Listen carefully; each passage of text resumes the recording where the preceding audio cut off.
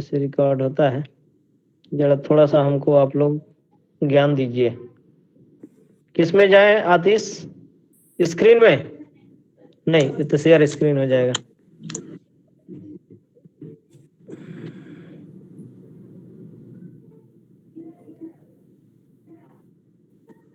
आतिश रहने देते हैं सर, मुझे भी नहीं पता है ना।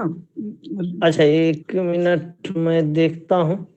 इसमें सेटिंग में जाइए, सेटिंग में कोई ऑप्शन होगा रिकॉर्ड करके, अच्छा, कुछ होगा जो ठीक है।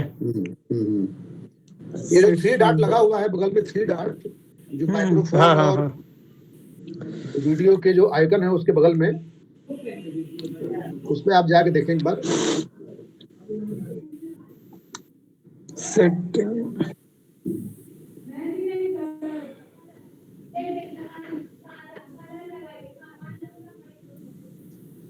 नहीं, उसमें आई थिंक ऑप्शन नहीं आता है सर, वो स्क्रीन रिकॉर्डिंग। चलिए छोड़िए, फिर अगली बार ट्राई करिएगा, किया जाएगा। अच्छा कोई नहीं, इसको छोड़ दीजिए।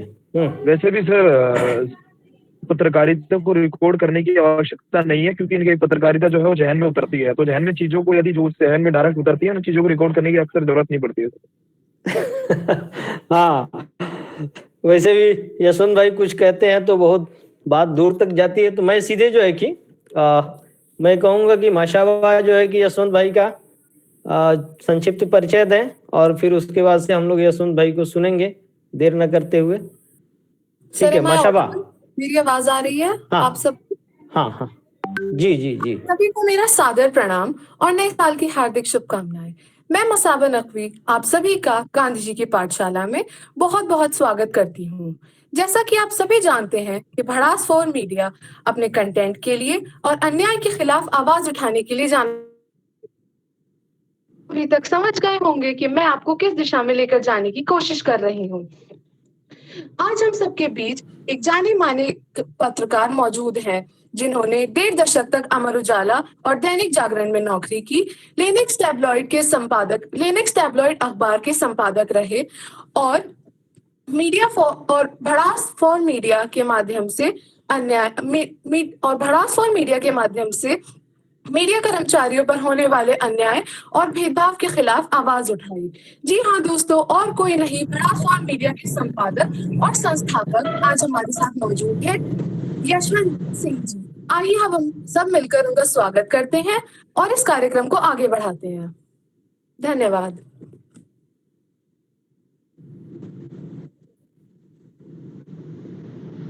बहुत बहुत धन्यवाद मसाबा। और डॉक्टर गौतम जी, क्या आदेश है, शुरू करें? जी जी, आप शुरू कीजिए। एक तो मौसम थोड़ा आज काफी बेईमान है, खराब है, और लगातार जो गरज बरस हो रहा है, तो उसमें मुझे लगा था कि शायद आप लोगों की जो पाठशाला है आज स्थगित ना हो जाए, कैंसिल ना हो जाए, तो मैं दोनों मन से तैयार था कि कैंसिल हो गई तो और अच्छी बात है, बारिश में भीगेंगे, और अगर कैंसिल ना हुई तो फिर हम लोग पढ़ाई करेंगे। मैं अभी मुझे जो दिख रहे हैं 26-27 छात्र यहाँ पे, उनसे मैं बहुत सरल भाषा में बात करूंगा, क्योंकि गांधी जी को अगर हम लोग जिस एक चीज के लिए बतौर जर्नलिस्ट याद करते हैं, वो है खड़े किसी शख्स के पास पहुंचा पाते थे, वो अद्भुत था। तो मैं जब गांधी जी की पाठशाला का जिक्र होगा, उसमें मैं सबसे पहली बात आप लोगों से कहना चाहूंगा, और इसको अपने दिल दिमाग में बिठा लीजिए, कि सबसे सरल, सबसे सहज वाक्य लिखना बोलना सबसे मुश्किल काम होता है। गांधी जी के लिखे को आप पढ़ें, आप उनकी अगर किसी ने ऑटोबायोग्राफी न पढ़ी हो, उनकी आत्मकथा किसी ने न पढ़ी है तो जरूर पढ़िए, क्योंकि पत्रकारिता का पहला नियम तो पढ़ना ही है। हम ये मान लेते हैं कि पत्रकारिता में हम आए हैं और कल को एकदम से हम स्क्रीन पे आ जाएंगे और एंकर बन जाएंगे या क्राइम रिपोर्टर बन जाएंगे, तो मुझे लगता है कि ऐसे लोगों को बाद में जीवन में बड़ा हताश होना पड़ता है। ये एक पढ़े लिखों का फील्ड है, जिसमें दुर्भाग्य से अपढ़ कुपढ़ लोगों ने कब्जा कर रखा है काफी मात्रा में। तो मैं गांधी जी की पाठशाला का जिक्र जब मैं करूंगा, तो पहली बात कहूंगा, और इसको आप सब लोग याद रख लें, कि सबसे छोटा, सबसे सरल, सबसे सहज लिख पाना सबसे मुश्किल काम होता है। उसी तरह से एक कम्युनिकेटर के बतौर, एक वक्ता के बतौर छोटे छोटे वाक्यों में अपनी बात कह पाना सबसे मुश्किल काम होता है। आज जो सब्जेक्ट है वो डिजिटल जर्नलिज्म का है। डिजिटल जर्नलिज्म में 3 चीज समाहित हैं, शामिल हैं: ऑडियो, प्रिंट, वीडियो, माने टेक्स्ट, शब्द, आवाज और वीडियो, फिल्म। तो डिजिटल जर्नलिज्म मुझे लगता है कि एक कंप्लीट माध्यम है, एक कंप्लीट पत्रकारिता की वो विधा है जिसमें आकर के सारी नदियां समाहित हो जाती हैं, सारे एस्पेक्ट्स आके इसमें डिजिटल जर्नलिज्म में मिल जाते हैं। तो एक तरह से आप मानिए कि ये महासमुद्र है डिजिटल जर्नलिज्म। इसमें आज के दौर में जो आप लोग जर्नलिज्म कर रहे हैं, पढ़ाई कर रहे हैं, आप लोग वो ऐतिहासिक लोग हैं जो इस डिजिटल जर्नलिज्म के उभार को, शुरुआत को और आगे बढ़ने की प्रक्रिया को देख पा रहे हैं। प्रिंट मीडिया का मैं रहा हूं, प्रिंट मीडिया मैंने जो है लगभग 1 दशक तक काम किया हुआ है अखबारों में। तो मुझे लिख के अपनी बात कहने में जो आनंद आता है, जो आनंद की अनुभूति होती है, वो मैं शायद उतना सहज जो है अपनी बात वीडियो पे या मंच से कह के नहीं महसूस कर पाता। लेकिन आप लोग की जो जनरेशन है वो तीनों माध्यमों को उठते, उभरते और एक पूरे फॉर्मेट में मिलते हुए देख पा रही है। तो मैं आप लोगों से चाहूंगा कि आप लोग अपनी जो यंग प्रतिभा है, टैलेंट है, इनोवेशन है, उसको आप जरूर टेक्स्ट, ऑडियो और वीडियो तीनों फॉर्मेट्स में करें।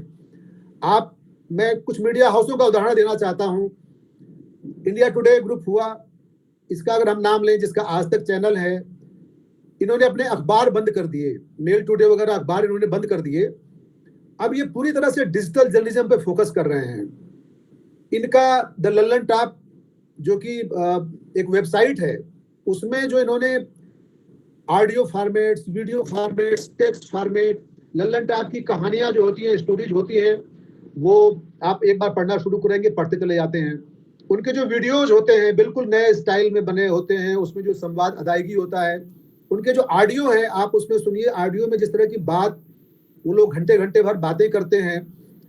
तो मुझे लगता है कि डिजिटल जर्नलिज्म को आप लोग एक कंप्लीट जर्नलिस्टिक विधा, पत्रकारी विधा के रूप में मानिए। और इसमें तीनों फॉर्मेट्स में जिन लोगों को काम करना आ गया, जो भी जर्नलिस्ट, युवा जर्नलिस्ट, जो छात्र हैं जर्नलिज्म के, तीनों फॉर्मेट्स में जिन्होंने अपने को दक्ष कर लिया, अपने को स्किल्ड कर लिया, उन्हें इस इंडस्ट्री में आगे बढ़ने से, बड़े मीडिया हाउसों में अवसर पाने से कोई नहीं रोक सकता। और इस दिशा में अगर किसी को कोई जरूरत हो तो मैं जरूर उसमें हेल्प करने के लिए तैयार हूँ। मेरी mail ID doctor Subhash Gautam ji दे देंगे और मैं व्हाट्सएप पे अवेलेबल रहता हूँ। भड़ासवां मीडिया की कहानी में थोड़ा इसी बहाने बताना चाहूंगा, क्योंकि जब डिजिटल जर्नलिज्म की बात करेंगे हम लोग तो भड़ासवां मीडिया का जिक्र किसी न किसी रूप में आएगा। ये वो दौर था 12 साल पहले जब अखबार और टेलीविजन हुआ करते थे, डिजिटल के नाम पे ब्लॉग हुआ करता था, ब्लॉगिंग होती थी और कई सारे हिंदी के जर्नलिस्ट अपने अपने ब्लॉग बनाए हुआ करते थे। blogger.com जो गूगल का एक प्लेटफॉर्म था, वहां पे सबके अपने ब्लॉग हुआ करते थे। किसी का विस्फोट.blogspot.com था, किसी का मोहल्ला.blogspot.com था, डॉक्टर सुभाष गौतम जी का अपना ब्लॉग हुआ करता था। उसी तरह से भड़ास.blogspot.com एक कम्युनिटी ब्लॉग मैंने भी बनाया। मैं उस समय दैनिक जागरण नोएडा में काम करता था और उस ब्लॉग में कम से कम 1000 हिंदी इलाके के जो जर्नलिस्ट हैं या हिंदी के पढ़े लिखे अध्यापक हैं, उन लोगों को मेंबरशिप दी गई कि वो डायरेक्ट भड़ास ब्लॉग में अपनी बात पोस्ट कर सके। तो वो काफी पॉपुलर हुआ। मतलब उसमें कई बार हम लोग मीडिया की बातें लिख देते थे कि देखो फला शख्स ने वहां से इस्तीफा देके फला जगह ज्वाइन किया। तो हम लोग देखते थे कि उस पार्टिकुलर सूचना की काफी डिमांड थी, लोग उसको बहुत ज्यादा हिट्स मिलती थी, बहुत ज्यादा देखते थे। तो यूं अपनी नौकरी करते करते हम लोगों ने ब्लॉगिंग के कुछ अच्छाइयों को देखा समझा, कुछ बुराइयों को भी झेला। हम लोगों की ब्लॉगर्स के बीच में आपस में बहुत लड़ाइयाँ हुआ करती थी। हम लोग एक दूसरे के ब्लॉग को नीचे दिखाने की पूरी कोशिश करते थे, जो उस समय की हम लोगों की मनस्थिति थी। लेकिन आज लगता है कि शायद उस लड़ाई की प्रक्रिया में हम लोगों ने ब्लॉगिंग के दरअसल बहुत सारे टेक्निकल तकनीकी पहलुओं को भी समझा पढ़ा।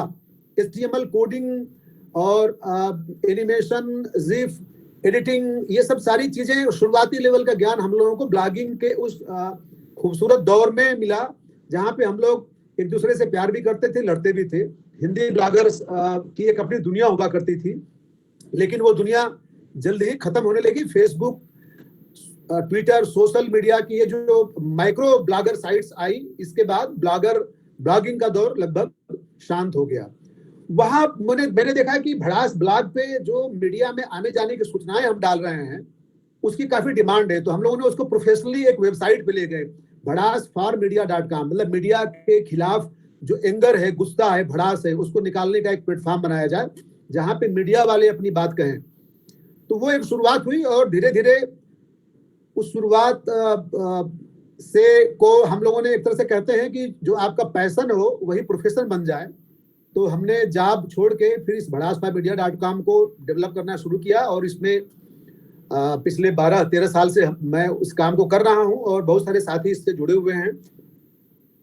तो मैं ये बात दावे से कह सकता हूं कि इस समय अगर आपने डिजिटल जर्नलिज्म को बहुत अच्छी तरह से समझ लिया तो आप खुद एक इंस्टीट्यूशन है, खुद एक संस्थान है। आपको नौकरी के लिए कहीं जाने की जरूरत नहीं है। आप $100 से लेके $1000 तक मिनिमम घर बैठे अपने इसी मोबाइल, लैपटॉप और डिजिटल जर्नलिज्म के स्किल से अर्न कर सकते हैं। और जब मैं ये बात कह रहा हूं, इसी समय टेलीविजन के वो कुछ बड़े एंकर्स जिन्हें कहीं और जॉब न मिलने के कारण उन्होंने सोशल मीडिया या यूट्यूब या ब्लॉगिंग को अपनाया, वो लोग आज हजारों हजार डॉलर अर्न कर रहे हैं यूट्यूब से और फेसबुक से। कई लोगों ने इसलिए यूट्यूब की पत्रकारिता शुरू की क्योंकि उन्हें लगता है कि जो मुख्य धारा की कथित मीडिया है, जो बड़े चैनल्स हैं, वो सत्ता के खिलाफ आवाज नहीं उठाते हैं और जनता की आवाज को प्लेटफॉर्म नहीं मिल रहा है। इसलिए कई सारे जर्नलिस्ट यूट्यूब और फेसबुक पे आके अपनी बात रखते हैं। उनके वीडियोज लाखों लाख वायरल होते हैं और उन्हें उससे कमाई भी होती है, पैसे भी मिलते हैं। तो मेरा मानना है कि जर्नलिज्म अगर ट्रूली आपके अंदर एक पैशन है तो इससे आप एक अच्छी खासी अर्निंग कर सकते हैं। क्योंकि पहली बड़ी समस्या यही होती है कि भूखे भजन न होए गोपाला। अगर आप की आर्थिक दिक्कतें पूरी नहीं होती हैं तो फिर आप जनता की पत्रकारिता, आप आम आदमी की पत्रकारिता, आप गरीब की बात कहने की पत्रकारिता को नहीं कर पाएंगे। आपको मुश्किलें आएंगी आपको। तो मुझे लगता है कि 2-3 इसमें बहुत ही प्राथमिक किस्म की बातें हैं जो आप सबको समझनी चाहिए। एक तो ये है कि जब आप जर्नलिज्म में आते हैं तो बाय डिफॉल्ट ये एक मुश्किल पेशा है। यहाँ आप बॉलीवुड की तरह, यहाँ आप किसी ग्लैमर की तरह, किसी शोमैन की तरह आप ये मान के आप जर्नलिज्म में आइए कि यहाँ थोड़ी सी मुश्किलें हमें झेलनी पड़ सकती हैं और एक जर्नलिस्ट को अपनी जरूरतें बहुत कम रखनी चाहिए। आपकी जरूरतें जितनी कम होंगी आपके लिए जीवन में सफलता के चांसेस उतने ज्यादा होंगे। क्योंकि आपकी जो अपनी जरूरतें हैं उस पर जो एक्सपेंडिचर है उससे डिपेंड करता है कि आप मीडिया में टिके रहेंगे कि नहीं टिके रहेंगे। अगर आप एक कोई स्टिंग करते हैं, एक कोई किसी बड़ी खबर पे काम कर रहे हैं और आपको कहीं भी 2 रोटी पूड़ी मिल गई, सब्जी मिल गई, आप अपने मिशन में लगे हुए हैं, आपको याद नहीं कि खाना भी खाना है, कपड़े भी बदलने हैं, आप लगे हुए हैं एक जर्नलिस्ट, मिशनरी जर्नलिस्ट की तरह। तो ऐसे में आप सफल हो जाएंगे क्योंकि आपके पास एक जुनून है। आप खुद पे ध्यान ना दे करके अपने मिशन पे, अपने टारगेट पे ध्यान दे रहे हैं। इसीलिए गांधी जी को आप देखिए, गांधी जी की पाठशाला में उनका जिक्र मैं फिर करना चाहूंगा कि उन्होंने अपने जीवन को इतना न्यूनतम खर्च करने वाला बनाया था कि एक धोती, खुद खाना बनाना है, खुद का चूल्हा है, खुद अपनी बकरी है, गाय है, उनका अपने कपड़े धोने हैं। तो मुझे लगता है कि एक आदर्श पुरुष, एक आदर्श मनुष्य या एक आदर्श मानव जिसमें सब समाहित हैं, स्त्री पुरुष दोनों समाहित हैं, वही है जो अपनी जरूरतों को न्यूनतम रखे और अपनी समझदारी, अपनी दिमाग, अपनी इंटेलिजेंस को खुला रखे इस पूरे ब्रह्मांड को समझने के लिए। पत्रकारिता, डिजिटल जर्नलिज्म सिर्फ राजनीति, ग्लैमर, क्रिकेट का नाम नहीं है। इस समय दुनिया कुछ घटित हो रहा है ब्रह्मांड के लेवल पे कि दूसरी दुनियाओं में मनुष्य है कि नहीं है। इसमें बहुत सारे आर्टिकल्स, बहुत सारे बातें डिजिटल प्लेटफॉर्म्स पे उपस्थित है। मुझे हिंदी में कोई ऐसा युवा पत्रकार नहीं दिखता है, कोई बूढ़ा पत्रकार भी नहीं दिखता है जो कम से कम इस बात पे कोई एक ब्लॉग बनाए, एक वेबसाइट बनाए या एक यूट्यूब चैनल बनाए जो सिर्फ ये बताए कि दुनिया भर के जो साइंटिस्ट हैं, जो एस्ट्रोनॉट्स हैं, जो ब्रह्मांड पे जिनकी नजर है, जो टेलीस्कोप हैं, वो आखिर उनकी जो लेटेस्ट रिसर्च आ रही है उसमें क्या क्या बातें कही गई हैं। ये हिंदी में डाटा नहीं है। और मैं सही मायने में कहूँ तो हिंदी में यूट्यूब पे, फेसबुक पे ओरिजिनल कंटेंट नहीं है, सब कॉपी पेस्ट मारा हुआ है या लोगों के लेक्चर भरे पड़े हैं कि हमने अपना लेक्चर आधा घंटा रिकॉर्ड किया, अपलोड कर दिया। आप एक साइंटिफिक टेम्परामेंट से, एक वैज्ञानिक दृष्टिकोण से दुनिया के में, विज्ञान के क्षेत्र में, टेक्नोलॉजी के क्षेत्र में और यूनिवर्स के फील्ड में जो काम हो रहा है उनको हम ट्रांसलेट करें, उनको हम अपने अंदाज में बनाएं, उनको यूट्यूब के फॉर्मेट में लाएं, उनको टेक्स्ट के फॉर्मेट में लाएं, उनको अपनी वॉइस के फॉर्मेट में लाना चाहिए। तो मुझे लगता है कि इनोवेशन एक बहुत बड़ी खूबी है डिजिटल जर्नलिज्म की। बहुत सारी वेबसाइटें हैं, कोई भी ब्लॉग बना लेगा, कोई भी वेबसाइट बना लेगा और कॉपी पेस्ट किए हुए कंटेंट को गूगल का जो एल्गोरिदम है उसको बहुत नीचे फेंक देगा। टॉप सर्च में वही साइटें आएंगी, वही कंटेंट आएगा जो ओरिजिनल हो, जो मौलिक हो। तो ये आप मान के चलिए कि आप बहुत जल्दी वेबसाइट बना सकते हैं, ब्लॉग बना सकते हैं, यूट्यूब बना सकते हैं, लेकिन उस पर हिट्स कहाँ से लाएंगे, उसके व्यूअर कहाँ से लाएंगे आप? इसके लिए बहुत जरूरी है कि आप जो भी करें ओरिजिनल करें। कॉपी पेस्ट से को तौबा करिए और कॉपी पेस्ट वाले कंटेंट पे भरोसा भी कम करिए जब तक कि आप उस पूरे कंटेंट की पड़ताल न कर लें। तो मैं 5-6 जो एंगल बिंदुओं पे मैं बात कर रहा था। पहली बात तो यह है कि डिजिटल जर्नलिज्म को गांधी जी से बहुत अच्छी तरह कनेक्ट किया जा सकता है, क्योंकि गांधी जी इस देश के सबसे बड़े कम्युनिकेटर थे। वो अपनी बात को बहुत छोटे शब्दों, वाक्यों में लिखते थे, बहुत छोटे छोटे वाक्यों में अपनी बात कहते थे। तो आप लोग अगर जर्नलिज्म में चाहते हैं सफल होना तो आपको छोटे वाक्यों में अपनी बात कहें, छोटे लाइनों में अपनी शब्द, अपने जो है ऑडियो, वीडियो, टेक्स्ट, किसी भी फॉर्मेट में अपनी बात को आप कन्वे करें तो छोटे शब्द हों, छोटी लाइनें हों। और इसको आप देखिएगा बड़ा मुश्किल होगा, आपको लगेगा कि ग्रामेटिकली मिस्टेक हो गया, वाक्य अधूरा नहीं हुआ और कुछ गड़बड़ हो गई। लेकिन अगर आप अभ्यास करेंगे तो छोटे छोटे वाक्यों से अगर अपनी बात आप कहना शुरू करेंगे तो मुझे लगता है कि आप एक बहुत अच्छे वक्ता बन सकते हैं। और आज के दौर में डिजिटल जर्नलिज्म में वक्ता होना बहुत जरूरी है। पहले जैसे हम लोग प्रिंट मीडिया में के जरिए जर्नलिज्म शुरू किए तो हमें एक अच्छा कॉपी राइटर होना जरूरी होता है। हमें मतलब मेरी कॉपी ऐसी हो कि उसमें कोई फुल स्टॉप, बिंदी, कामा, काकी के का कोई उसमें गलती न निकाल दे। तो अब दौर जो है, अब आपको तीनों मोर्चे पे काम करना है। आपको टेक्स्ट पे भी करना है, ऑडियो पे भी करना है, वीडियो पे भी करना है। तो आपका जो उच्चारण है, आपका जो प्रोनाउंसिएशन है वो इतना शानदार होना चाहिए कि कोई पहली बार सुने या कहीं आपका डेमो हो रहा हो, कहे यार ये लड़का ठीक है, ये लड़की बहुत बढ़िया इसकी आवाज है और बहुत अच्छा से इसका तखल्लुस है। ये आपको जीवन में मौके ऐसे मिलेंगे। कहीं एक बार आपकी मीटिंग करा दी जाएगी किसी बॉस से, किसी एडिटर से, किसी सीईओ से, आपको इसी कुछ सेकंड्स में, कुछ मिनट में आपको अपनी स्किल दिखानी है। अगर आप इस समय पढ़ाई के दौरान अपनी तैयारी किए रहेंगे तो मुझे लगता है कि आगे इसका बहुत फायदा मिलेगा। और आप लोग जो कमेंट लिख रहे हैं, बड़ा अच्छा लग रहा है कि आप लोग बहुत ध्यान से सुन रहे हैं। वर्तनियों से लेके, टेक्स्ट को लेके, ओरिजिनल कंटेंट से लेके बहुत सारे छात्रों ने कमेंट किया है। आप सबका जो है स्वागत है। और हमेशा लेक्चर जो है, बातचीत जो है वन वे नहीं होना चाहिए, दोनों पक्ष से होना चाहिए। तो मुझे लगता है कि मैंने अपनी बात मोटा मोटी रख दी है और अब जो है कुछ बातचीत आप लोगों से हो, आप लोगों को कोई सवाल हो, आप लोगों के मन में कोई सुविधा, दुविधा कुछ भी हो, बताएं। जी विकास चौधरी भाई बताएं। नमस्कार विकास जी, तो पहले तो स्वागत है आपका। ये सर, सबसे पहले तो स्वागत है सर आपका। और वर्तमान पत्रकारिता को देखते हुए जिस स्तर की पत्रकारिता है उसमें आपका योगदान वो काफी अतुल्य है। और श्रेष्ठ भी है, क्योंकि सर जैसा आपने बताया और गांधी के बारे में जैसा गांधी के बारे में हमने पढ़ा है कि आखिरी मनुष्य तक उन्होंने अपनी बातें पहुंचा विकास जी की वाणी जो है म्यूट हो गई मुझे लगता और है। आज वाणी पत्रकार म्यूट होना, वाणी संस्कृत शब्द है, म्यूट अंग्रेजी शब्द है, तो ऐसे फ्यूजन ऐसे एक्सपेरिमेंट करने चाहिए जी। सर मैं समझ नहीं पाया क्या कह रहे हैं, रिपीट करेंगे सर एक बार।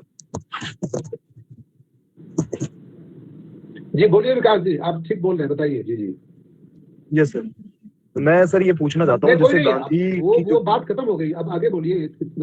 यस सर, जो गांधी की विचारधारा थी सर, वो जो उनके अंदर एक टैलेंट था, जो उनके अंदर एक कला थी, वो थी कि वो अंतिम पंक्ति के व्यक्ति तक अपनी बातें पहुंचा पाते थे। और आज पूरी तरीके से जिम्मेदार है गांधी जी की छवि को इस तरीके से प्रस्तुत किया गया है। उदाहरण के तौर पे आप किसी गांव के किसी अंतिम हिस्से में किसी मनुष्य जी आज गांधी के बारे में पूछेंगे, आप सर यकीन नहीं कर पाएंगे इतना नकारात्मक जहर लोगों के अंदर भरा पड़ा है गांधी के बारे में। अब पत्रकारिता के छोड़िए, गांधी जी के बारे में सुनना भी कोई नहीं चाहता। ये व्यक्तिगत तौर पे सर मेरा एक्सपीरियंस है, जितना मैंने देखा है अब तक। तो मेन स्ट्रीम मीडिया तो इसके लिए जिम्मेदार है ही, लेकिन डिजिटल मीडिया के कंटेंट जोन को देखते हुए आज हम गांधी की जो विश्वसनीयता है उस पर काम करने की बजाय सिर्फ कंटेंट की व्यूअरशिप के लिए आगे बढ़ रहे हैं। तो इस पर सर आप क्या कहना चाहेंगे? क्या युग पुरुष को भुला के ही कंटेंट चल? यस सर,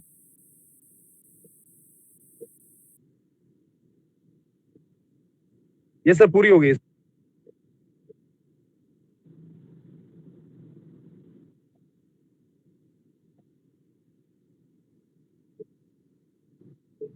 ये सर आप जवाब दे सकते हैं सर। विकास जी देखिए, मेरा मानना है कि जो युवा है, युवा के मन में आक्रोश, गुस्सा, नकारात्मकता ये तुरंत आ जाता है। मैं इसमें सिर्फ एक बात कहना चाहूंगा कि अब जबकि एडिटर नाम की संस्था किसी एक केबिन में कमरे में बंद नहीं है, हर आदमी एडिटर है। उसके पास एक स्मार्टफोन है, वो अपनी बात लिख सकता है फेसबुक पे, ट्विटर पे, यूट्यूब पे, ब्लॉगिंग पे। तो आज के दौर में टेक्नोलॉजी ने जिस तरह से हर मनुष्य को एक संपादक बना दिया है, अब आप संपादक की कैटेगरी अलग अलग कर लीजिएगा। जिसके मन में जितना जहर होगा वो उसी तरह का उतना जहरीला संपादक होगा। तो मुझे लगता है कि आप इसके अच्छे पक्ष को देखिए।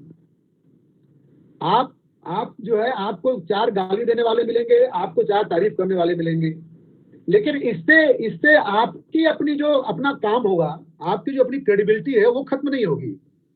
गांधी जी क्या थे, क्या उन्होंने प्रयोग किए, इस पे दुनिया के सारे हिस्सों में बात होती है, काम होता है, प्रयोग होते हैं और चर्चा होती है।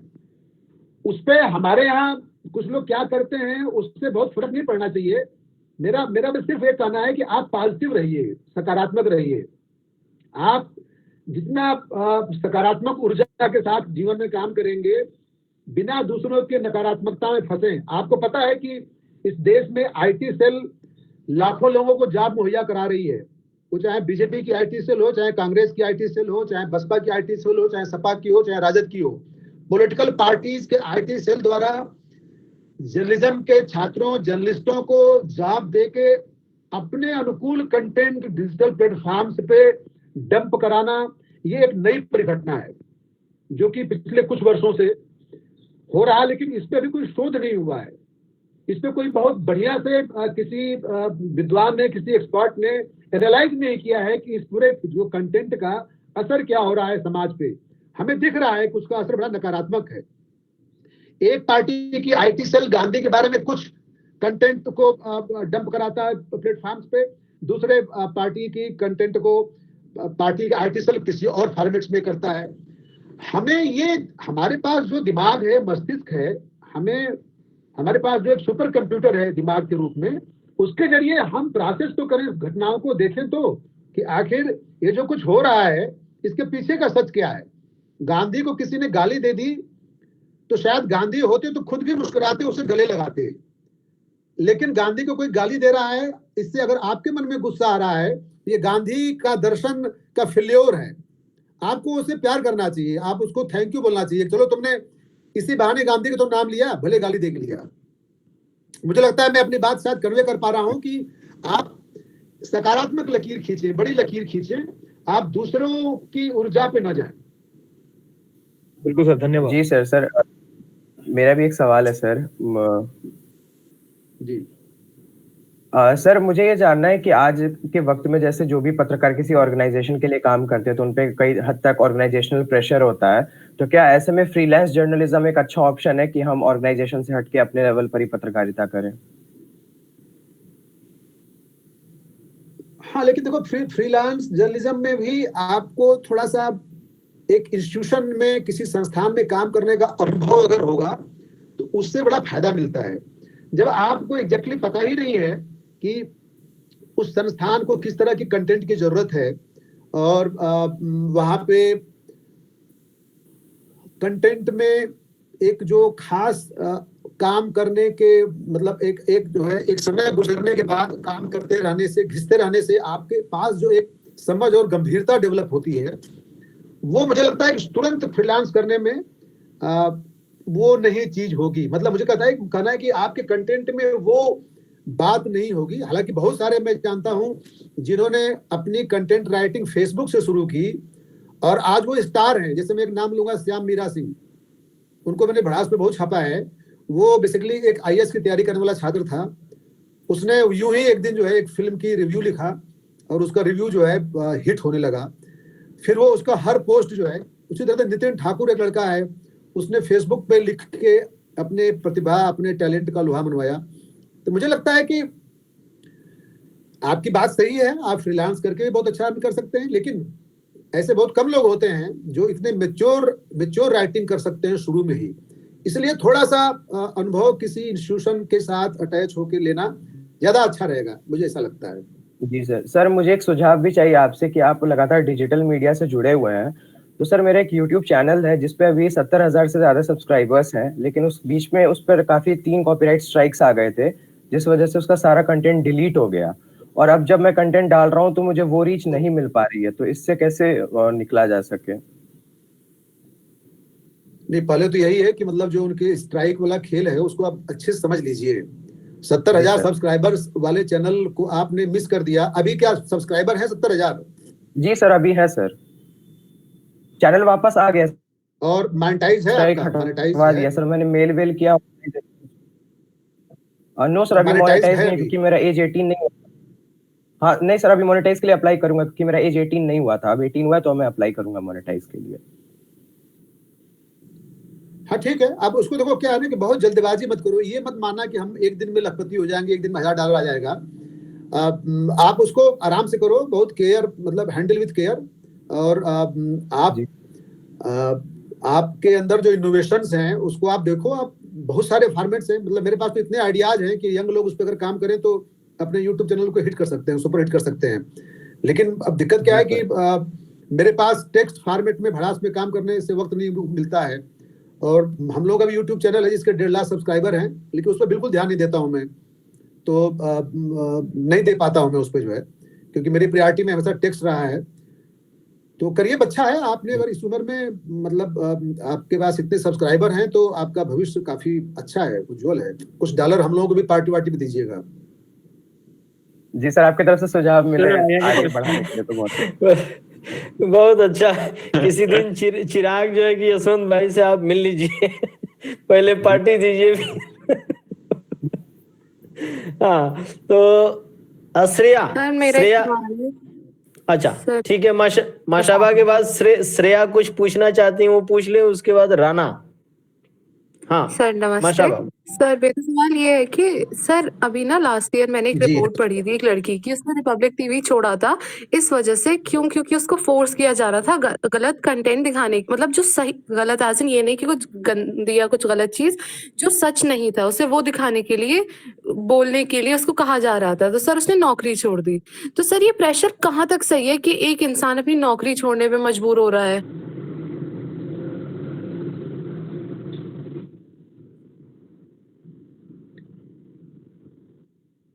आपका आखिरी वाक्य सुनाई नहीं पड़ा, दोबारा बोलिएगा। सर मेरा सवाल ये है कि आपका प्रेशर इतना मतलब लोगों का प्रेशर, इन लोगों का प्रेशर, ये लोग इतना प्रेशराइज कर रहे हैं इतने खतरनाक तरीके से कि एक इंसान अपनी नौकरी छोड़ने पे मजबूर हो गया। ऐसा क्या ये लोग दिखाना चाह रहे हैं? क्या लोगों को मैनिपुलेट करना चाह रहे हैं, आम जनता को, कि जिससे एक सत्यवादी इंसान, जैसे हम यहाँ गांधी जी की पाठशाला में हैं, हम सारे उन्हीं की राह पे चलना चाहते हैं, तो सर एक सत्यवादी इंसान अपनी राह से हटके अपनी नौकरी छोड़ना ज्यादा वो प्रेफर कर रहा है झूठ दिखाने से। देखो श्रेया जी, मैं सर श्रेया जी, मैं मसाबा एक चीज हमेशा कहता मसाबा हूँ लोगों से कि अगर आपके जीवन में मुश्किल वक्त नहीं है, सॉरी मसाबा जी, मसाबा जी, जी सर। आपके जीवन में अगर मुश्किल वक्त नहीं आया, आपको चैलेंजेस आपके जीवन में नहीं आए, आपके जीवन में आप जिस सिद्धांत पे चलती हैं उससे हट के चलने के लिए मजबूर करने वाला अगर कोई नहीं आया, मुझे लगता है कि जीवन का मतलब ही है मुश्किल को हैंडल करने की क्षमता होना। आप इस बात को देखो ना कि जो लोग जिनके सामने मुश्किलें आई, मुश्किलात आई, उन्होंने उसको हैंडल करके काफी नाम कमाया, उन्होंने एक ऊंचाई हासिल की।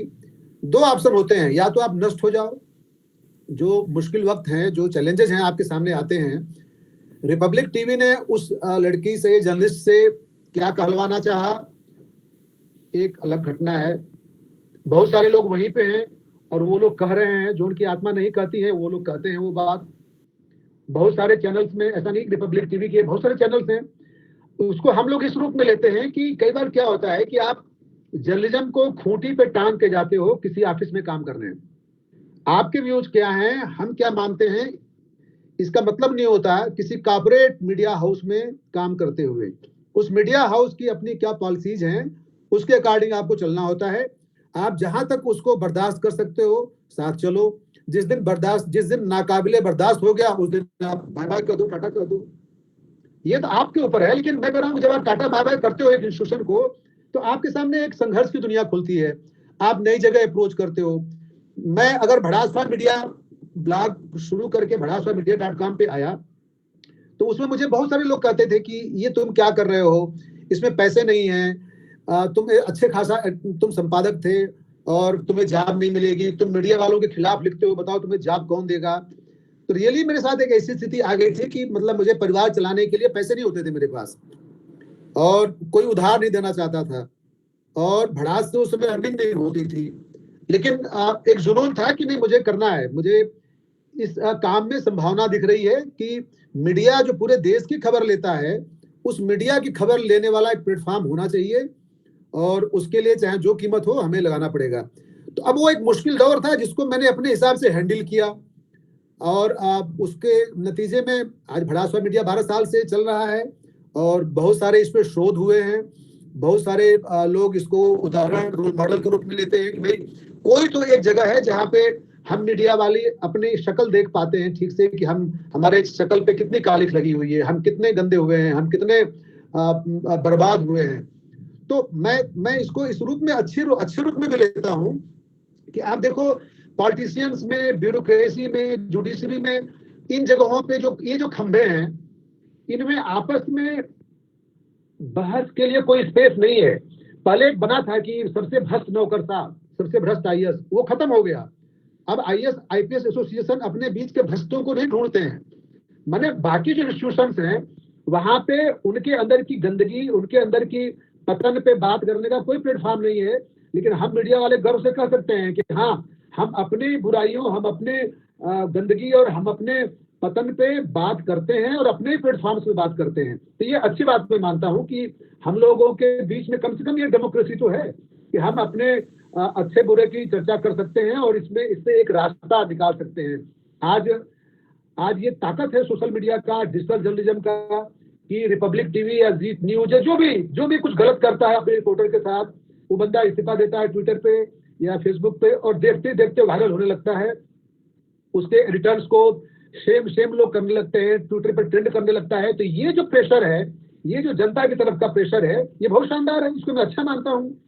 तो ये मत मानिए कि कुछ बुरा हमेशा खराब ही हो रहा है, अच्छी चीजें भी हो रही हैं। जो गड़बड़ करने वाले लोग हैं उन्हें इस बात का एहसास है कि वो एक्सपोज हो जाएंगे, उनके खिलाफ देश भर में जो है लोग मुहिम चला देंगे और या उसका नाम बदनाम हो जाएगा। तो मैं मानता हूं कि ये एक अच्छाई है डिजिटल जर्नलिज्म की, सोशल मीडिया का। जी सर, बहुत बहुत शुक्रिया। शुक्रिया आपका भी। तो ये डॉक्टर साहब खत्म किया जाए। श्रेया मिश्रा कुछ पूछ रही हाँ, हैं। श्रेया जी अभी बताइए। 2-3 सवाल हैं। हाँ नहीं बिल्कुल सर, एक तो सवाल जवाब का तो एक तो आनंद अलग है। श्रेया ये कह रही हैं कि आप अपनी उपलब्धियों के बारे में बताएं जिसको जान करके हमें खुशी होगी। तो जहां तक उपलब्धि की अब बात श्रेया है जी अपनी यशवंत जी उपलब्धि की खुद हमें बतानी पड़े, अपनी उपलब्धि खुद हमें बतानी पड़े तो वो अच्छी बात नहीं है। वो एक गाने की लाइन है ना, नहीं, पुराना फिल्मी गाने का, कि गुण तो न था कोई भी अवगुण मेरे भुला देना। तो हम लोग ये मानते हैं कि हे ईश्वर, जो अवगुण है वो कम होता जाए, और गुण के बारे में क्या चर्चा करना। गुण तो आप अच्छा नहीं, करोगे तो उसको अच्छा करने वाले लोग होंगे। तो मुझे लगता नहीं कोई श्रेया ऐसा कोई गुण है, ऐसी कोई उपलब्धि है। हाँ बस एक ये आप कह सकती हो कि 12 साल से हम लोग अड़े हुए हैं, किसी के आगे झुकते नहीं है, भले उसके लिए जेल जाना पड़े। जेल गया मैं। एक जेल गए भी। अमेजन पे किताब है, हाँ अमेजन पे किताब है, जाने मन जेल। वो मैं जेल के अनुभवों के भीतर का है। तो वो रहा, और 50-60 मुकदमे चलते रहते हैं। हर 2 दिन पे कोई लीगल नोटिस चला आता है। तो ये आनंद आता है, लगता है कि लीगल नोटिस आ गया तो लगता है कि हाँ कुछ मैं सही काम कर रहा हूँ ताकि नोटिस आ रहे हैं। उससे ऊर्जा मिलती है। एक श्रेया मैं बता बहुत, अरे दूं सर, कि एक बहुत बड़े जी जी प्रोफेसर, मीडिया के बहुत बड़े प्रोफेसर ने एक बार हमसे कहा, और वो भरी सभा में भी कहा, कि जिस तरह का कंटेंट भड़ासपार मीडिया पे आता है, उस जमाने में सोशल मीडिया और ये सब नहीं था इस तरह से, बहुत अभी शुरुआती वो था। तो उन्होंने कहा कि जिस तरह का कंटेंट भड़ासपार मीडिया देता है, उसके लिए लोग पैसे भी पे करके पढ़ना चाहते हैं। तो यही इनकी उपलब्धि है भड़ासपार मीडिया की। और एक दौर में डॉक्टर सुभाष जी, एक दौर में जबकि स्मार्टफोन कम हुआ करते थे, नहीं थे लगभग, और हाँ। सारे मीडिया ऑफिसों में भड़ासपार मीडिया को बैन कर दिया गया था। इसके यूआरएल और आईपी एड्रेस बैन थे। तो जर्नलिस्टों ने लैपटॉप खरीदा इसके लिए।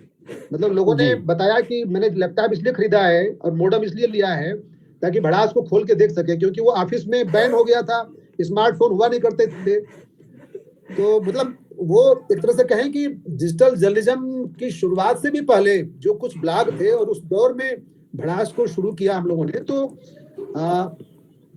उसका आनंद उस समय पे कुछ और था। मतलब एक तरह से ट्रेंड सेटर रहा है हिंदी बेल्ट में। भड़ासमीडिया.com ने डिजिटल को पढ़ने, समझने और इसकी लत लगाई जी। और मतलब कि जिस तरह से प्रेस काउंसिल है, तो प्रेस काउंसिल अखबारों में क्या हो रहा है, नहीं हो रहा है, उसकी जो गड़बड़ियां हैं उसके लिए वहां सुनवाई होती है। लेकिन पत्रकारों की एक जो जाति है, एक जो जमात है, वहां क्या कुछ हो रहा है उसकी सुनवाई भड़ासपार मीडिया में होती है। और जब वहां कुछ छपता है श्रेया, तो वो बात बहुत दूर तक मतलब जाती है। संपादक और पत्रकार। हाँ, तो ये, हाँ अगला सवाल Rana. Good afternoon sir. Sir जैसे अभी मेन स्ट्रीम मीडिया को लेफ्ट और राइट में बांटा जाता है, तो अभी जो कई ऑनलाइन प्लेटफॉर्म्स आए हैं जैसे स्क्रॉल, ऑफ इंडिया और प्रिंट वगैरह वगैरह, तो बहुत लोगों का ये राय रहता है कि ये ऑनलाइन प्लेटफॉर्म भी लेफ्ट और राइट विंग को रिप्रेजेंट करते हुए रहते हैं। तो ये कहाँ तक ये सच है और आप इसके बारे में क्या सोचते हैं? देखिए, जो बड़ी पूंजी मीडिया में है, मतलब जो मीडिया हाउस के पीछे काफी पैसा है, काफी इन्वेस्टमेंट है, तो हर पैसा, हर पूंजी अपने पीछे एक स्वार्थ लेके आता है, अपना एक विचार लेके आएगा।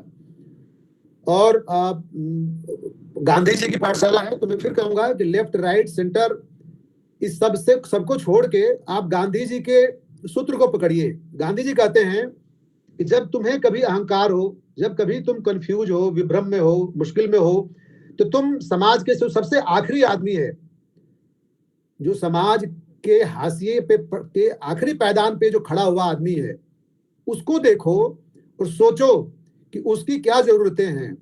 हमारे देश की नीतियां, हमारे देश के कामकाज, हमारे देश के जो नौकरशाह हैं, नीति नियंता हैं, हमारे देश के जो सत्ताधारी हैं, उनकी करनी के कारण उस आखिरी आदमी को क्या फायदा या नुकसान हो रहा है, यही वो मंत्र है जिसके जरिए हम देख सकते हैं कि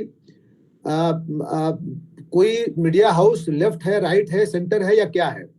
और कोई बात अगर उस आखिरी आदमी की कर रहा है, और आप देखिए कम्युनिस्ट भी गरीबों के बीच में काम करते हैं, राष्ट्रीय सेवक संघ भी गरीबों के बीच में काम करता है, और जो सेंटर की पार्टीज हैं सपा, बसपा, राजद, वो सब भी गरीबों के बीच में काम करने का दावा करते हैं।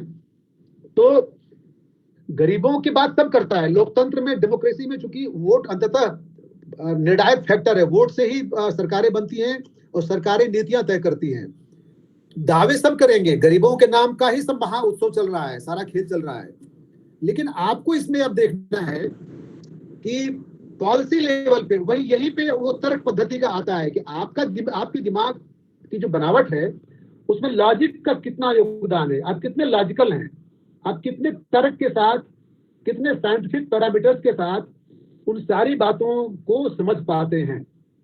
अगर कोई रिपोर्ट, कोई आर्टिकल किसी स्त्री की गरिमा के खिलाफ है, किसी दलित या अल्पसंख्यक की गरिमा, उनके सम्मान के खिलाफ है, तो उसे आप अच्छी रिपोर्ट नहीं मान सकते, उसे खारिज करने लायक रिपोर्ट माना जाना चाहिए। बेसिक बात है, दुनिया में मनुष्यता से बड़ी कोई चीज नहीं है, न कोई जाति है, न कोई धर्म है, न कोई नस्ल है। तो मनुष्य की गरिमा, मानवीय गरिमा, सम्मान, जैसे मैं देखता हूं कि लोग कई खबरों में लिखते हैं कि वो मरीज जा रहा था और वो, मतलब उसमें सम्मानजनक बात नहीं है। हमें हमेशा सम्मान के साथ, मतलब आप एक अपराधी के बारे में भी अगर आप लिखें, जब तक वो अपराधी साबित न हो जाए कि अपराधी है, अगर आरोपी है तो आप उसके बारे में सम्मान के साथ लिखें। क्योंकि जब आप किसी को सम्मान देते हो, सम्मान से बोलना सीख लेते हो, सम्मान से लिखना सीख लेते हो, तो आपके मन मस्तिष्क में खुद ही एक ग्रेस, एक गरिमा, एक ओज, एक पुंज प्रकट होता है। आप बेचैन आत्मा बने रहोगे, आप एब्यूजिव रहोगे, आप दिन भर में ट्रोलिंग करते रहोगे, आप दिन भर में यहाँ वहाँ चार जगह भोगते रहोगे, तो आपके अंदर एक जो है बिल्कुल बेचैन किस्म की आत्मा क्रिएट होगी और आप जीते जी जो है एक राक्षस में कन्वर्ट हो जाएंगे, ऐसा मुझे लगता है। तो आप, मनुष्य के अंदर बदलने की अभूतपूर्व क्षमता है। आप जैसा होना चाहते हो वैसा हो जाओगे, क्योंकि आप वैसा करते हो। तो मेरा मानना है कि आप कुछ जो बेसिक वैल्यूज हैं उनको जरूर फॉलो करिए कि हम किसी का भी अपमान नहीं करेंगे, चाहे वो कितना गरीब हो, चाहे वो कितना ही त्याज्य हो, चाहे वो किसी धर्म, नस्ल का हो, जाति का हो। ये ऐसे ही कुछ बातें हैं जो पत्रकारिता की रियल पाठशाला है, जिसमें गांधी जी हम लोगों को ट्रेंड करते हैं, बताते हैं।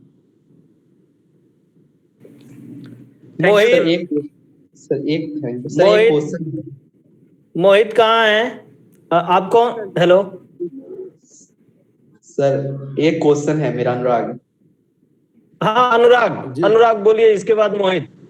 सर जैसे कि मैं थोड़ा लेट से ज्वाइन किया उसके लिए सर सॉरी, लेकिन सर एक चीज है, जब हम सर बैलेंस जर्नलिज्म का बात करते हैं तो हम एक विचारधारा से सर थोड़ा क्वेश्चन डीप है, लेकिन सर मैं जानना चाहता हूं कि हमारे पास, हम जिस परिवार में पल रहे होते हैं, उसका एक अपना आइडियोलॉजी, उनका एक अपना कम्युनलिज्म, उनका एक अपना धर्म होता है, ठीक है।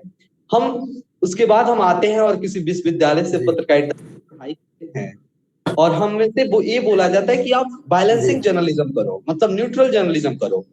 सर सवाल ये है, तो क्या सर मैं जिस अपना जीवन का 20-21 साल मैंने जिस कम्युनल स्टेज में दिया, जिस धार्मिक क्षेत्र के तहत दिया, जिस अपना एक पॉलिटिकल एजेंडा और आइडियोलॉजी के बीच में दिया, तो क्या मैं उससे कहां तक उससे बच पाऊंगा? और दूसरा चीज है कि मैं उस बैलेंसिंग और न्यूट्रल जर्नलिज्म को कितना प्रूव कर पाऊंगा?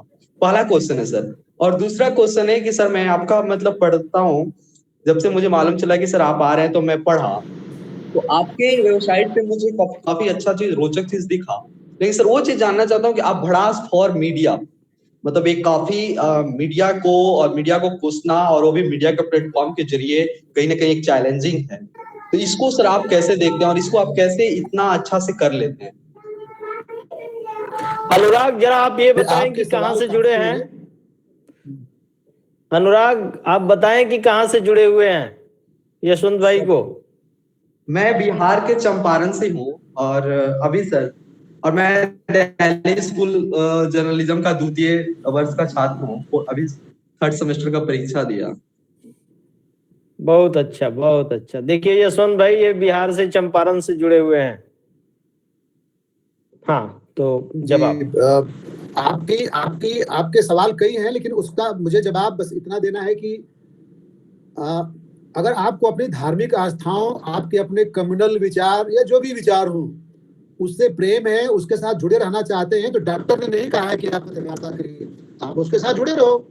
और बहुत सारे पत्रकार हैं जो धार्मिक पत्रकारिता करते हैं, क्योंकि डिजिटल प्लेटफॉर्म किसी की बपौती नहीं है, किसी के बाप की नहीं है। इस पे आप धार्मिक पत्रकारिता भी कर सकते हो, इसमें गाली गलौज की पत्रकारिता भी कर सकते हो, इसमें आप एंटी ह्यूमन पत्रकारिता भी कर सकते हो।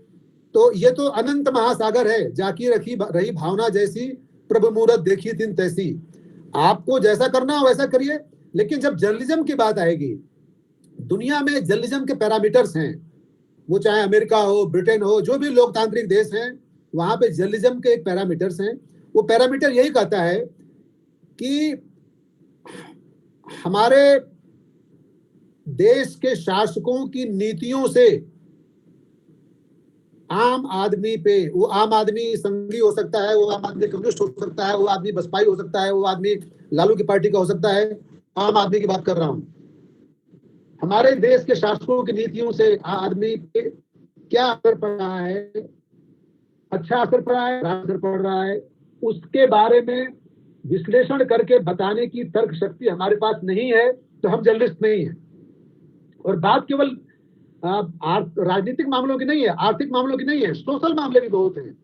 अब आप जैसे देखिए कि हमारे समाज में बच्चियों को बच्चियों के धरती पे आने को लेके एक नकारात्मक भाव होता है। बिहार और पूर्वांचल के जगहों में कुछ ज्यादा होता है। हम कोशिश करते हैं हमारे परिवार बच्चे की मतलब लड़का ही पैदा हो, लड़की पैदा ना हो।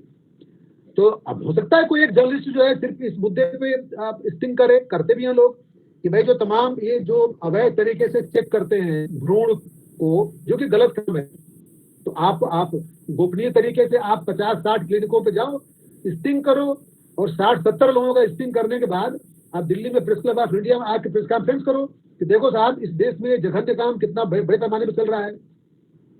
इस समय मुस्लिम होने के चलते जो असुरक्षा बोध है मुस्लिम्स में, दलित अल्पसंख्यक तबके में, उसको लेके स्टिंग किया जा सकता है कि इस देश के में जिस किस्म का हिंदू राष्ट्रवाद का उफान लाया गया है, फर्जी किस्म का, और एक चूंकि वोट लेना है तो आप अल्पसंख्यक को टारगेट करो और बहुसंख्यक से वोट लो।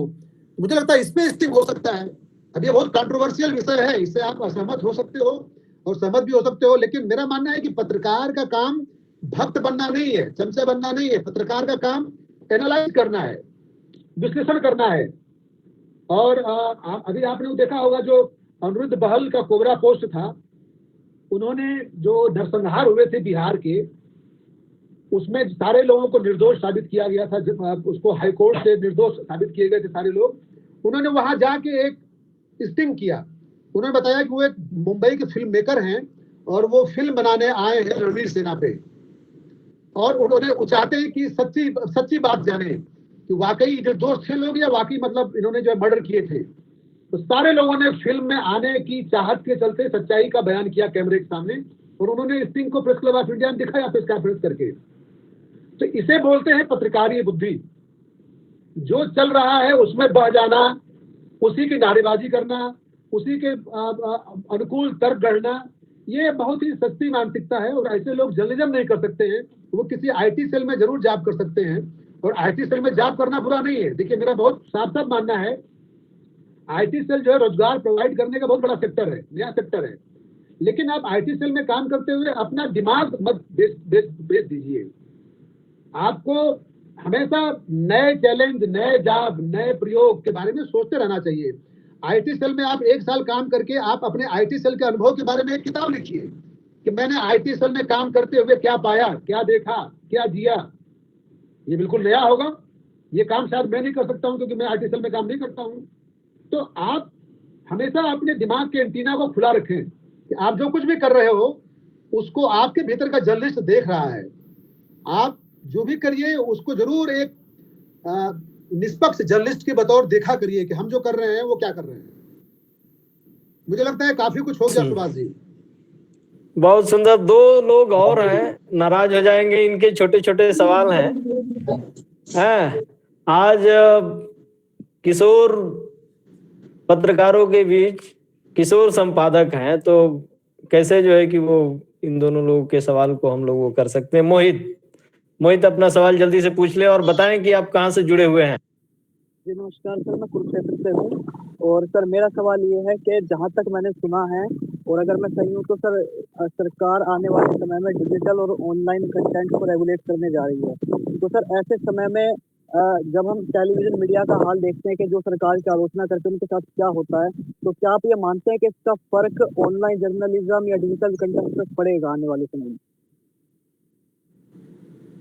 देखिए उसका तरीका है मीडिया, मतलब जो मैं कुछ थोड़ा उसको हल्के शब्दों में कहता हूं कि प्यार को कोई रोक नहीं सकता, डिजिटल जर्नलिज्म को कोई कंट्रोल नहीं कर सकता। आप यहाँ पे लागू करोगे, लेकिन अगर हमने सर्वर हांगकांग में बना लिया, अमेरिका में अपने बैठे किसी मित्र को कंटेंट भेज के अपडेट करा दिया साइट, तो भारतीय कानून कहाँ आड़े आता है? तो डिजिटल जर्नलिज्म को रेगुलेट नहीं किया जा सकता है। हाँ, रेगुलेट करने के कानून के नाम पे आप कुछ समय के लिए ये जो हल्के फुल्के लिखाड़ हैं उनको आप धमका सकते हो, पुलिस धमका सकती है, रोक सकती है, लेकिन डिजिटल जर्नलिज्म को काबू नहीं कर सकते आप। मैं एक घटनाक्रम बताना चाहूंगा कि कैसे एक गलगोटिया विश्वविद्यालय की तरफ से उनकी एक न्यूज छपी थी जिसमें उनके यहाँ के फ्रॉड के बारे में जिक्र था। उन लोगों ने अमेरिका में जो हमारा सर्वर है वहां पे कंप्लेन भेज के उसको अचानक बंद करवाया। तो हम लोगों की टीम ने फौरन रूस में सर्वर लिया, क्योंकि वो जिस कानून के आधार पे बंद करा रहे थे वो कानून रूस में लागू नहीं होता है। हम लोगों ने भड़ास का सर्वर तुरंत रूस में शिफ्ट किया और वहां से उसको ऑपरेट किया। 48 मिनट लगे, 48 आवर्स लगे, लेकिन हम लोग तुरंत फिर लाइव हो गए कुछ दिनों बाद। तो मेरा कहना है कि ये जीवन, ये धरती चोर सिपाही का खेल है। आप कानून ले आओगे, हम उसको तोड़ने के रास्ते पे जाएंगे। जर्नलिज्म, साहसिक पत्रकारिता कभी कम नहीं होगी, खत्म नहीं होगी। बहुत अच्छा। लास्ट सवाल राहुल का है और ये सर एक प्रश्न मेरा भी है। अखिलेश आपसे पूछ रहे हैं कि क्या सर आप इंटर्नशिप प्रोवाइड कराएंगे? सर देखो, हमारे यहाँ तो वही है ना कि जो घर फूंके आपने चले हमारे साथ। हम तो कबीर के दर्शन मानने वाले हैं। हमारे यहाँ कोई ग्लैमर नहीं है, हमारे यहाँ कोई मतलब ड्यूटी आवर नहीं है। आप आए भटकते हुए और जो है 6 घंटा काम किया और कहा कि मैं तो घास में काम करता हूँ। तो हाँ राहुल जल्दी से अपना सवाल पूछिए और इसके बाद विरूपाक्ष भी पूछ लीजिए, एक ही साथ जवाब दे देंगे।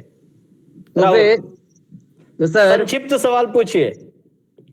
सर मैं राहुल मंडल, ये दिल्ली से जुड़ा हूँ, दिल्ली से हूँ, इस कार्यक्रम से जुड़ गया हूँ। तो मेरा सवाल ये है कि जब ये सच्चाई है कि एक पत्रकार कभी भी निष्पक्ष नहीं हो सकता, तो फिर इस भ्रम में क्यों डाला जाता है हमको जब पढ़ाते समय कि एक पत्रकार को हमेशा निष्पक्ष रहना चाहिए? नहीं, वो निष्पक्षता असल में सबसे जो गरीब मनुष्य है उसके प्रति पक्ष धरता है। हमारा निष्पक्ष होना क्या होता है कि हम किसी धर्म के पक्षपाती न हो, किसी पॉलिटिकल पार्टी के पक्षपाती न हो, किसी जात के पक्षपाती न हो, किसी नस्ल के न हो, किसी भाषा के न हो, लेकिन हमारा पक्ष जो है वो गांधी जी वाला मनुष्य है, आखिरी आदमी है, अंतिम जन। हम उसके पक्ष में हैं। आप जो भी कहता हो निष्पक्ष, तो उसको कहना है कि गांधी जी कहते थे कि जो सबसे गरीब आदमी है उसके पक्ष में शासन की नीतियों का क्या असर होता है ये जरूर देखना चाहिए, और उसका पक्ष ही हमारा पक्ष है। बहुत अच्छा। विरूपाक्ष, बहुत धन्यवाद। यस सर, मैं विरूपाक्ष मंडल सर, बिहार से जुड़ा हूँ। सर मेरा प्रश्न ये है कि मतलब जो आपकी किताब है सर, जाने मन जेल, तो जहां तक मैंने उस किताब को सर पढ़ा और जहां तक मैंने उस किताब को समझा, तो सर उस किताब में जो पॉजिटिव एनर्जी है, तो सर मैं आपसे ये पूछना चाहता हूँ कि मतलब आप जेल में रहते हुए सर मतलब उतनी पॉजिटिव एनर्जी कहाँ से आ सकती है सर? उन हालात में सर उस पॉजिटिव एनर्जी का राज क्या है? इनमें बहुत पॉजिटिव एनर्जी है। मैं पहले ही बता चुका हूं आपको कि अगर आपकी जरूरतें बहुत न्यूनतम हैं, जेल जाने के बाद आपको जेल के बाहर की आपकी दुनिया नष्ट न हो रही हो, आपकी फैक्ट्रियां उखड़ न रही हो, करोड़ों रुपए कोई लूट के भाग न रहा हो, आपका घर बम से उड़ाया न जा रहा हो, मुझे लगता है कि सारा कुछ खेल मानसिक है। तो मुझे जेल में जाने के बाद लगा कि यार एक ऐसी दुनिया थी जहां मुझे आना ही था। और यहाँ पे हर आदमी के पास अपनी कहानी है, क्योंकि वहां सामान्य लोग नहीं गए हुए हैं। हर आदमी किसी अपराध में, आरोप में, जुर्म में जेल के अंदर है। और उसमें मैं कह सकता हूं कि 70% लोग निर्दोष होते हैं, जिन्हें पुलिस ने केवल कोरम पूरा करने के लिए, फर्जी केस खोलने के चक्कर में और ऊपर से आए आदेश को फॉलो करने के चक्कर में ज्यादातर गरीब लोगों को फर्जी आरोप लगा के भेजा गया है। तो जेल के अंदर रहते हुए जब मैंने लोगों की कहानियों को सुनना शुरू किया, मैंने देखा कि जो मेरे सामने बंदा रहता है वो times of India, the Hindu और ढेर सारे अखबार पढ़ता है। मैंने कहा यार इतना पढ़ा लिखा बंदी यहाँ क्या कर रहा है, तो मैंने उससे दोस्ती की।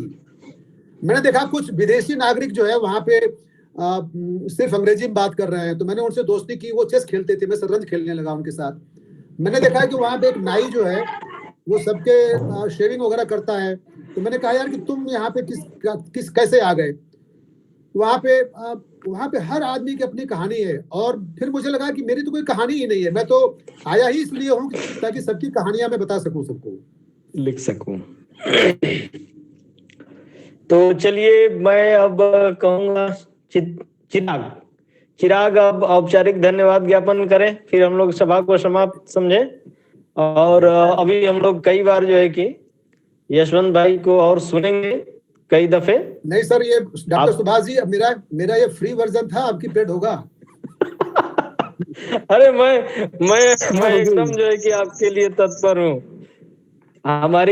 हमारी तो जरूरतें इतनी कम है, जैसे आपने कहा कि जरूरतें, तो हमारी तो जरूरतें इतनी कम है कि बच्चों की जरूरतें ज्यादा है ना। जो है असल में इनमें क्या होता है कि आप मुफ्त में अच्छी चीजें बता सिखा रहे हो, तुमको लगेगा कि अरे यार कोई नहीं, एक बंदा आया भूल के चला गया, कल फिर कोई एक आएगा।